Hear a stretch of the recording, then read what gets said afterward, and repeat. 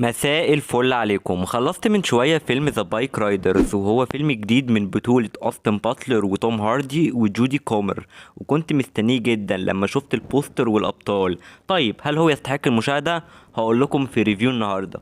الفيلم على مستوى السيناريو كان رائع لانه قدم عالم جديد ومختلف، وهما البايك رايدرز والنادي اللي هم عاملينه ليهم. كمان الاحداث بتتبع طريقة سرد بحبها جدا ومشهور بيها مارتن سكورسيزي في افلامه، وهو تقديمه في فصول صعود وهبوط.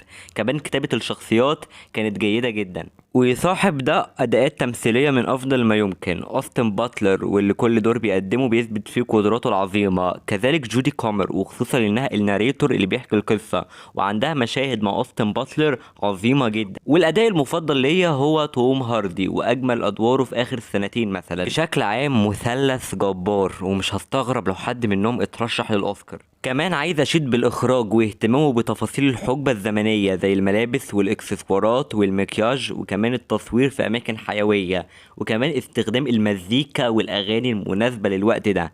عندي مشكلتين مع الفيلم. الاولى هي عدم اهتمامه بالشخصيات الجانبية، ووقتهم على الشاشة قليل رغم انهم مقدمين تمثيل كويس. والتانية هي ان تسلسل النهاية اسرع من اللازم. بس في المجمل الفيلم جيد جدا ومن افضل افلام السنة حتى الآن. بس مش لكل الناس، لأن عايز أزود نقطة مهمة، وإن الفيلم واخد من طابع أفلام التسعينات شوية. تقييمي النهائي 8.5 من 10.